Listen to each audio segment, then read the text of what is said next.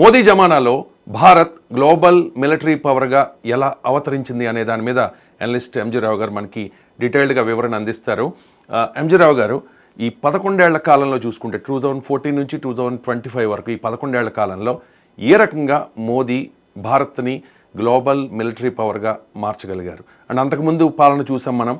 67 years వేరే పాలకులు ఉన్నారు, వేరే పాలకులు ఇన్ ద సెన్స్ వేరే పార్టీలు పాలించాయి. సో అప్పటికి మోదీ జమానాకు ఉన్న డిఫరెన్స్ ఏంటి అంటే ఏం చెప్తారు?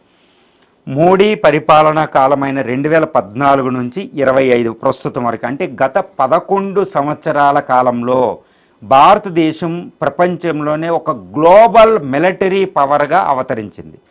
ఏది జరిగింది అంటే 67 సంవత్సరాలను తక్కువ చేయకూడదు, అంతకుముందు 70 సంవత్సరాలు పాలించిన వాళ్ళు. ఆ పునాది మీదే మోడీ ఒక అద్భుతమైన ఆవిష్కరణ చేసినట్టు తన పరిపాలనలో ఎన్నో మార్పులు తీసుకొచ్చి ఆత్మనిర్భర్ భారత్ అంటూ ఎన్నో చేసి భారత రక్షణ రంగంలో స్వదేశీ పరిజ్ఞానం, ఒకప్పుడు హరిత విప్లవం వచ్చింది 1960-70లో, అలాగే రక్షణ రంగంలో కూడా భారతదేశం వేరే వేళ్ల మీద ఆధారపడకుండా ప్రపంచంలోనే సాఫిస్టికేటెడ్ అధునాతన ఆయుధాలని భారతదేశం తయారు చేసేటట్టు చేసి మోడీ ఇప్పుడు భారతదేశం ప్రపంచంలో గ్లోబల్ మిలిటరీ ఫోర్సెస్ ఉంటాయండి.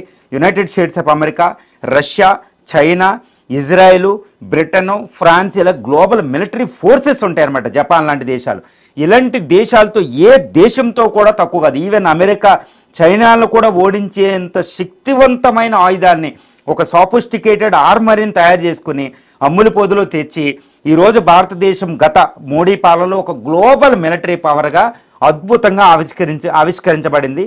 ఇప్పుడు గ్లోబల్ పవర్లో పుతిన్ అయినా ఒక అమెరికా అయినా భారతదేశం మీద దాడి చేయాలంటే 10 రెట్లు ఆలోచిస్తారన్నమాట. దానికి ఉదాహరణ ఏంటంటే భారతదేశం 2017లో భారత్కి చైనాకు ఒక యుద్ధం రాబోయిందనమాట బార్డర్లో.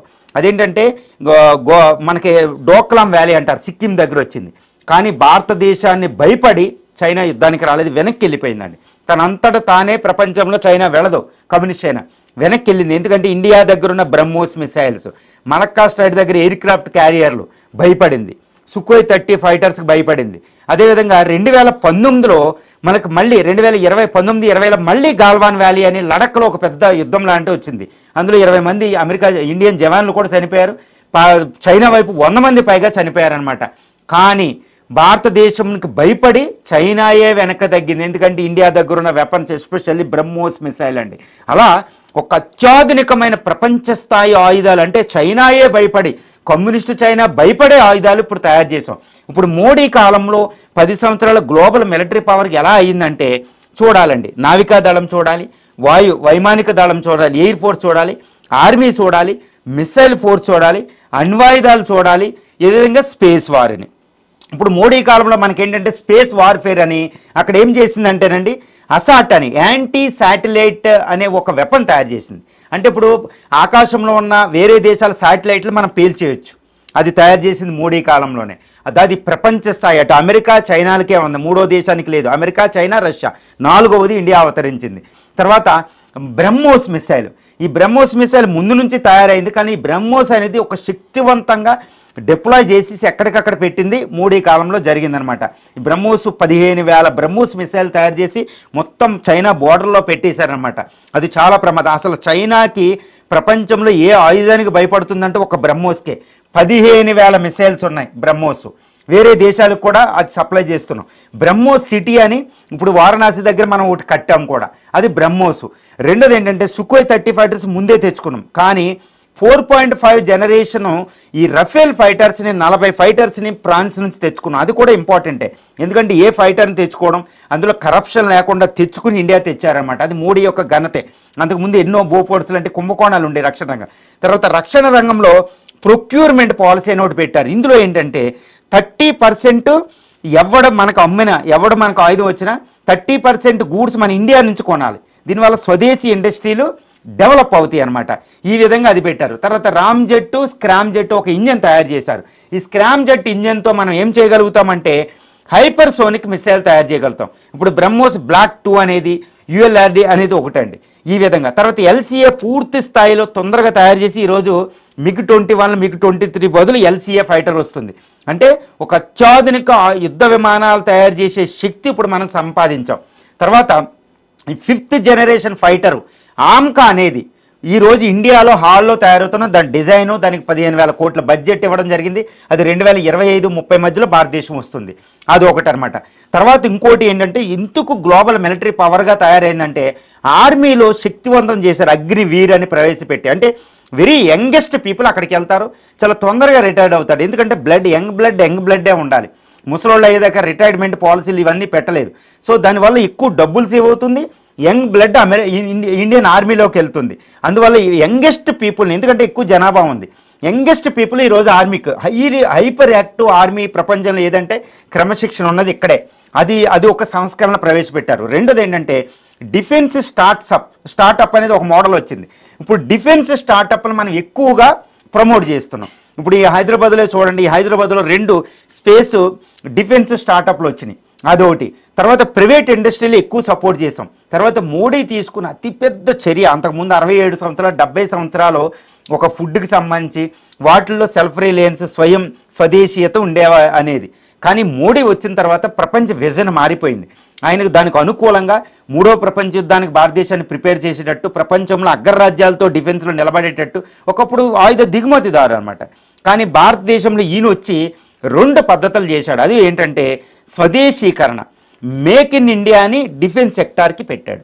అందరూ దాన్ని ఏమంటారంటేనండి, పెట్టిన దాన్ని ఈయన ఏమంటారంటే ఆత్మనిర్భర్ భారత్. దీన్ని తీసుకెళ్ళి డిఫెన్స్లో పెట్టేశారు. అసలు డిఫెన్స్లో ఏదైనా ఆయుధం మనం తయారు చేసే శక్తి సామర్థ్యం ఉన్నప్పుడు దాన్ని ఇంపోర్ట్ చేసుకోవడం మానేశారు. దానికి ఉదాహరణ ఆమ్కా.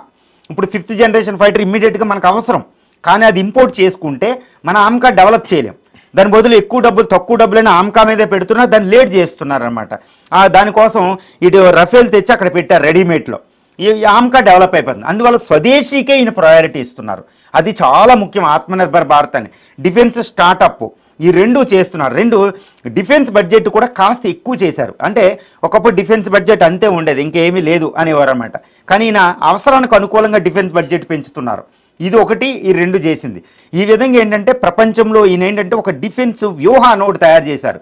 అంటే 2047 నాటికి అమృతకాల్ ఎలాగో 2047 నాటికి ఇండియా తనకు ప్రమోట్ చేసుకోవాలంటే తప్పనిసరిగా సెక్యూరిటీ పాలసీ ఉండాలని పెట్టారు. అందుకే ఆపరేషన్ సింధూర్లో భారతదేశం కేవలం 3-4 రోజుల్లో ఒక అణ్వస్త్ర దేశాన్ని ఓడించగలిగాం. చైనా ఆయుధాలన్నీ తుత్తునీయలు చేయగలిగాం. ఇప్పుడు అమెరికా నుంచి తెచ్చుకున్న ఆయుధాలు F-16 లాంటివి కూడా పడేయగలిగాం. అది ఈరోజు రక్షణ పాఠం. ఈరోజు ఇందులో ఏంటి, అరిహంత్ ఏంటి, ఇలా రక్షణ C-130 హెర్క్యులస్ విమానాలు ఏంటి, ఏది కావాలంటే అదే ఇంపోర్ట్ చేసుకోవడం, ఏది తయారు చేయగలగమో దాన్ని తయారు చేసేటట్టు చేసుకున్నాం. ఈరోజు అగ్నిఫై మిసైల్ అమ్ముల పొదిలో వెళ్ళిపోయింది, సూర్య మిసైల్ కూడా రాబోతుంది. అరిహంత్ అనేవి పెద్ద క్షిపణులు తయారు, ఈ జలంతర్గాములు ఈరోజు పాఠం వచ్చింది. కార్వార్ అనేది INS కార్వార్ ఒకటి తెస్తున్నాం. అంటే భవిష్యత్తులో నెక్స్ట్ సూపర్ పవర్కి తగ్గట్టు ఒక మిలిటరీ ఫోర్స్ అనేది భారతదేశానికి ఉండాలనే ఒక అద్భుతమైన విజన్తో, ఒక అమృతకాల్ విజన్ అనేది డిఫెన్స్లో పెడుతూ ప్రపంచంలో అమెరికా, చైనాలకు ధీటుగా మోడీ ఈరోజు ఈ డిఫెన్స్ గ్లోబల్ మిలిటరీ పవర్గా భారతదేశాన్ని తీర్చిదిద్ది. ఇది మోడీ 10 సంవత్సరాల కాలంలో ఒక అద్భుతమైన విజయం. దీన్ని ఎవ్వరూ కూడా కాదనలేని ఒక సత్యం అండి. పాకిస్తాన్, చైనాలతో ఇప్పటివరకు జరిగిన యుద్ధాల్లో రష్యా సపోర్ట్ తీసుకున్నాం, అలాగే ఇజ్రాయెల్ సపోర్ట్ కూడా తీసుకున్నాం. అంటే ఇప్పుడు గ్లోబల్ మిలిటరీ పవర్గా మారితే వీళ్ళ సపోర్ట్ అవసరం లేదంటారా ఇక మీదట? ఎస్ అండి, ఇక్కడ ఒకటే గమనించాలి. ఇప్పుడు వరకు అమెరికా నుంచి ఆయుధాలు తెచ్చుకుంటున్నాం, రష్యా నుంచి ఆయుధాలు తెచ్చుకుంటున్నాం, ఫ్రాన్స్ నుంచి తెచ్చుకుంటున్నాం, ఇజ్రాయెల్ నుంచి తెచ్చుకుంటున్నాం, జపాన్ నుంచి కూడా కొనుక్కుంటున్నాం. సుమారు ప్రపంచంలో ఒక 50 దేశాల నుంచి ఆయుధాలు దిగుమతి చేసుకుంటున్నాం. ఇదేంటంటే ఈ దిగుమతులు అనేవి అధునాతన ఆయుధాలకే పరిమితం, చిన్న వాటికి తయారు చేయండి. ఫర్ ఎగ్జాంపుల్ కల్నిష్కోతో AK-47 దిగుమతి చేసుకునేవాళ్ళు. ఇప్పుడు ఇండియా LMG గన్ తయారు చేస్తుంది, ఇండియన్ మేడ్ గన్ తయారు చేస్తున్నాం, దానివల్ల ఎంతో. తర్వాత ట్యాంకులు దిగుమతి చేసుకునేవాళ్ళు. ఇప్పుడు అర్జున్ ట్యాంక్ అనేది మనమే తయారు చేసుకున్నాం. ట్యాంకులు దిగుమతి అవుతాయి అత్యాధునిక ఉంటే, కానీ చెన్ని చేయాలో మనమే చేసుకుంటాం. ఇలాంటి లేజర్ గైడెడ్ మిసైల్ మనం ఇంపోర్ట్ కూడా ఎవరు మనమే తీసుకున్నాం. ఇదిగోండి పినాకా, ఇది ప్రపంచంలోని అత్యాధునిక రాకెట్ సిస్టమ్, ఇది మనం తయారు చేసుకున్నాం, ప్రపంచమే ఎంపలబడుతుంది. బ్రహ్మోస్ మిసైల్ కూడా తెచ్చుకునేవాళ్ళం. ఇప్పుడు బరాక్ అని ఇజ్రాయెల్ నుంచి తెచ్చుకున్నాం, అమెరికా నుంచి కొన్ని, రష్యా నుంచి ఎక్కువ మిసైల్ తెచ్చుకున్నాం. ఇప్పుడు ఇండియా బ్రహ్మోస్ తయారు చేసుకుంది. ఒక ప్రపంచంలోని అత్యాధునిక మిలిటరీ మిసైల్ సిస్టమ్ ఉన్న దేశం భారతదేశం అయింది. యుద్ధ విమానాలు తెచ్చుకునేవాళ్ళం, LCA తయారు చేసుకుంటున్నాం. కానీ కొన్ని విమానాలు కావాలి ఇంపోర్ట్, అంటే ఇంపోర్ట్ అనేది ఎక్కడ కావాలో అక్కడే తెచ్చుకుంటాం. కానీ ఏదైతే స్వదేశీ పరిజ్ఞానంతో తెచ్చుకోవాలో అవన్నీ కూడా మనమే తయారు చేసుకుని పెట్టుకుంటున్నాం. ఇదంటే ఫర్ ఎగ్జాంపుల్ ఈ తేజస్ ఎల్సీఏ ఉంది, కానీ MiG-21 రిటైర్డ్ అవుతుంది. ఇప్పుడు MiG-21 బదులు MiG-21 1000 విమానాలు రష్యా నుంచి తెచ్చుకున్నాం ఇప్పుడు వరకు తయారీలో. ఈ 1000 విమానాలకు బదులు అది మొత్తం వెళ్ళిపోయింది, ఓల్డ్ అవుట్డేటెడ్ అయిపోయింది, అబ్జులేట్ అయిపోయింది, పంపించేసాం. మరి దాని ప్లేస్లో వచ్చేది ఇంపోర్ట్ చేసుకోలే. ఎల్సీఏ అనే యుద్ధ విమానాన్ని మనం తయారు చేసుకున్నాం హాలు. ఇదనమాట స్వదేశీ అంటే ఏంటి, ఇంపోర్ట్. ఇప్పుడు అమెరికా కూడా కొన్ని ఇంపోర్ట్ చేసుకుంటుంది ఇజ్రాయెల్ నుంచి, ఇజ్రాయెల్ కూడా ఇండియా నుంచి కొన్ని ఆయుధాలు పట్టుకెళ్తుంది. మనం ఎక్కడ కావాలో అవే కొనుక్కుంటాం, కానీ ప్రతి దానికోసం వేరే దేశాలకు వెళ్ళవలసిన అవసరం ఉండదు. రెండోది ఏంటంటే ఎవరో ఫర్ ఎగ్జాంపుల్ సోర్స్ కోడ్ ఇవ్వలే. ఇప్పుడు మొన్న అమెరికా ఇప్పుడు ఫ్రాన్స్ నుంచి మనం ఇది తెచ్చుకున్నామండి రఫేల్, అది యుద్ధంలో ఉపయోగించే సోర్స్ కోడ్ దానికి ఇవ్వలేదు, కొన్ని సీక్రెట్లు ఇవ్వదు. కానీ రష్యా నుంచి తెచ్చుకుంటే సుఖోయ్ 30 మనకి ఇస్తుంది. కాబట్టి అది ఈ విధంగా అన్నీ మనకి ఎవరు అంటే వేరే దేశాల మీద డిపెండ్ అవుతూ యుద్ధ సమయంలో వాళ్ళు చాలా డేంజరస్ ఇస్తారు. ఇప్పుడు అమెరికా గూగుల్ మ్యాప్లు ఇవ్వలేదు, GPS మ్యాప్లు. కాబట్టి మనం ఏం చేసాం, రీసెంట్గా నావిక్ అనేది మన మ్యాప్లే మనం తయారు చేసుకున్నాం. అందుకని భారత్ పాకిస్తాన్ యుద్ధంలో మొన్న జరిగితే మన శాటిలైట్ మ్యాప్లు నావిక్ మ్యాప్లే మనం ఉపయోగించుకున్నాం. సో అప్పుడు కార్గిల్ వార్లో అమెరికా ఇవ్వలేదు. కాబట్టి ఇలా అనమాట, అంటే స్వదేశీ పరిజ్ఞానం చాలా క్రిటికల్ టెక్నాలజీ కోసం వాళ్ళ మీద ఆధారపడకూడదు, అది తయారు, అది స్వదేశీ మిలిటరీ పవర్ అనమాట. అది ఇంత శక్తివంతమైన దేశంగా భారతదేశాన్ని గ్లోబల్ మిలిటరీ పవర్గా మోడీ గారు మార్చారు. రక్షణ రంగంలో రష్యా, అమెరికా, ఆ తర్వాత చైనా చాలా బలంగా ఉన్నాయి. ఇప్పుడు గ్లోబల్ మిలిటరీ పవర్గా భారత్ కూడా అవతరించబోతోంది. అంటే రష్యా ఎలాగో మిత్రదేశం కాబట్టి మన మీద యుద్ధానికి రాదు, కానీ చైనా సరిహద్దుల్లో కవిస్తోంది. అమెరికా ఏమో ఐ లవ్ పాకిస్తాన్ అంటోంది, పాకిస్తాన్ రెచ్చగొడుతున్న పరిస్థితి. సో అమెరికా, చైనా లాంటి సూపర్ పవర్లు భవిష్యత్తులో భారత్ మీద యుద్ధానికి వచ్చినా కూడా వీ డోంట్ కేర్ అనగలుగుతామా?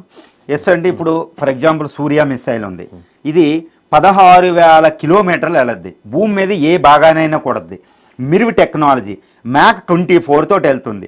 ఈ మిసైల్ని ఆపే శక్తి అమెరికాకు కూడా లేదు. అంటే ఈరోజు అమెరికా మన మీద దాడి చేస్తే అమెరికాను అడ్డుకోవడానికి ఎటువంటి ఆయుధాలు లేవు ఇంతవరకు.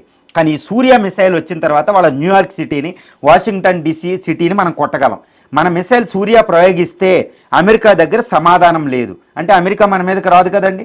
అదేవిధంగా చైనాకి మనం ఏం చేసాం, అగ్ని 5 ఉన్నాం, సూర్య మిసైల్ ఉంది, పృథ్వీ మిసైల్ ఉన్నాయి. అదేవిధంగా అరిహంత్ అనేది ఒక న్యూక్లియర్ సబ్మెరీన్ తయారు చేసాం, అరిహంత్, అరిగాట్. ఈ రెండు ఉండగా మనకు హైడ్రోజన్ బాంబు ఉండగా చైనా మన మీద అటాక్ చేయలేదు. చైనా అటాక్ చేస్తే అగ్ని 5 వెళ్తే దాని దగ్గర సమాధానం లేదు. బీజింగ్ని నాశనం చేస్తాం, షాంఘాయిని నాశనం చేస్తాం. అంటే ఏంటి, చైనా భారత్ను కొట్టేయగలదు, మనం యుద్ధం చేసేయడానికి రావడానికి లేదు. ఎందుకంటే మన దగ్గర కౌంటర్ మెజర్స్ ఉన్నాయి, అవి కూడా ఇన్విన్సిబుల్ వెపన్, ఓడింప సఖ్యం కాని వెపన్స్. సో ఈ విధంగా ఈ న్యూక్లియర్ ట్రైడ్ అనేది ఒక సంపూర్ణమైపోయింది మోడీ కాలంలో. ఆ న్యూక్లియర్ ట్రైడ్ ఏంటంటే న్యూక్లియర్ సబ్మెరైన్స్ ద్వారా న్యూక్లియర్ బాంబు వేయగలుగుతాం, ఎయిర్ క్రాఫ్ట్ల ద్వారా ఏది రఫేలు, ఈ ఎల్సీఏ, అదేవిధంగా ఈ సుఖోయ్ 30 ఫైటర్స్, మిరేజ్ ఫైటర్స్ ద్వారా న్యూక్లియర్ బాంబులు వేయగలుగుతాం. 2 నౌకాదళం మీద నుంచి వేయగలుగుతాం, మిస్సైల్ ద్వారా వేయగలుగుతాం అగ్ని, అంటే 3 రకాలుగా వేయగలుగుతాం. ఇందులో 2 ఫెయిల్ అయినా ఈ సబ్మెరైన్స్ ద్వారా వేసే న్యూక్లియర్ మిసైల్ని వాళ్ళు అడ్డుకోలేరు, ఎందుకంటే సముద్రం నక్కినెక్కేస్తాయి. 2 మిరుగు టెక్నాలజీ ఉపయోగిస్తాం, ఒకేసారి 12 వార్హెడ్లు వేస్తాం, అది అన్ని వైపులు 12 లక్ష్యాలు పెట్టుకుని స్పేస్లోంచి వస్తుంది. అది ఈ 12 లక్షల 6 పడేసి ఏదో ఒకటి వెళ్ళి కొట్టేస్తాయి. అదేవిధంగా ఈరోజు మిరుగు టెక్నాలజీ అగ్ని 5, అగ్ని 6 అనబడే సూర్య మిసైలు, అదేవిధంగా అరిగాటు, అరిహంతు, ఇవి ఇన్విన్సిబుల్ వెపన్. ప్రపంచంలో ఏ దేశాన్నైనా ఓడిస్తాయి. ఇవి వెళితే ఆ దేశం దగ్గర సమాధానం ఉండదు. కాబట్టి ఇటు యునైటెడ్ స్టేట్స్ ఆఫ్ అమెరికా వచ్చినా, చైనా వచ్చినా, ప్రపంచంలో ఏ శక్తి కూడా భారత్ వైపు కన్నెత్తి చూడలేదు.